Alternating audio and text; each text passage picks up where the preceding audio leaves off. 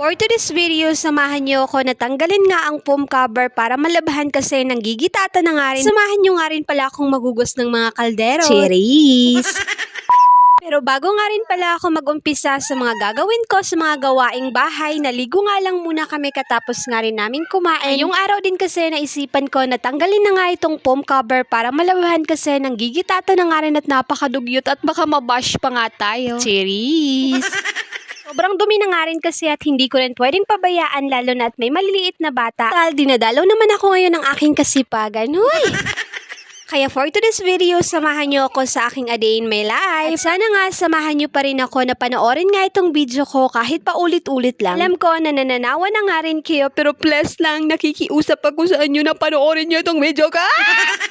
At habang nagtatanggal nga pala ako ng foam cover, etong si Kuya, busy nga rin kakalaro sa likod ko at pinaalis ko nga lang muna siya kasi nga napakaabog nga. Buti nga rin ang batang maliit at nakikisama nga sa akin at alam siguro niya na may ginagawa nga ako. Huy! Nang maalis ko na nga rin pala ang foam, inilagay ko nga lang muna doon sa isang higaan nga nila nanay. Tapos ayan, nagwalis na nga rin pala ako. Habang nagwawalis nga ako, syempre, kailangan natin ibahin yung anggulo ng pagkakakuha ng video. Content creator can relate dyan kasi hindi pwede na isang anggulo lang talaga yung kukunan natin ng video. Kaya hindi rin talaga madali maging content creator kasi alam nyo kahit pa video lang yan, mag-i-edit pa, magbo-voice over. Mag-iisip rin araw-araw kung ano nga ang iko-content. Oy, may natutunan na naman kayo sa akin kaya tapusin nyo talaga itong video ko.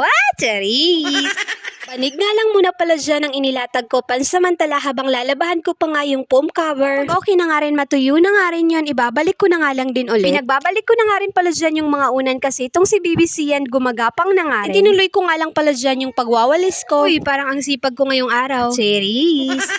Habang nagwawalis nga pala ako dyan, binilisan ko na nga rin kasi ang batang maliit, umiiyak na, siguro nagugutom na, kaya pinadede ko na nga siya. Hindi rin talaga madali maging breastfeeding mom dahil alam nyo, kahit ilang minuto lang na nakadede yung anak natin, halos kalahati kasi ng lakas natin nakukuha talaga nila, kaya kailangan talaga nating kumain. Nang makatulog na nga rin itong batang maliit, dali-dali na nga rin pala ako pumunta dito sa lababo para mahugasan nga itong mga nakatambak na kaldero.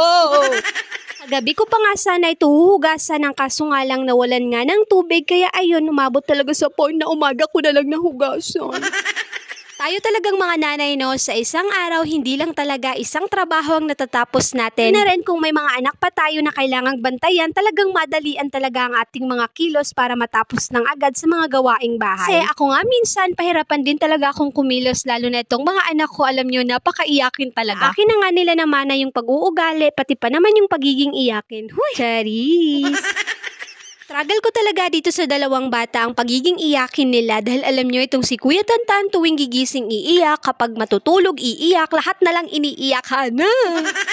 Kaya natapos na nga rin pala ako sa paghuhugas sa mga kaldero. Pinunasan ko na nga rin pala dyan ng lababo at prinasyan ko na nga rin. Sana nga rin nahawaan ko nga kayo sa aking kasipagan ngayong araw. Hala, ang OA.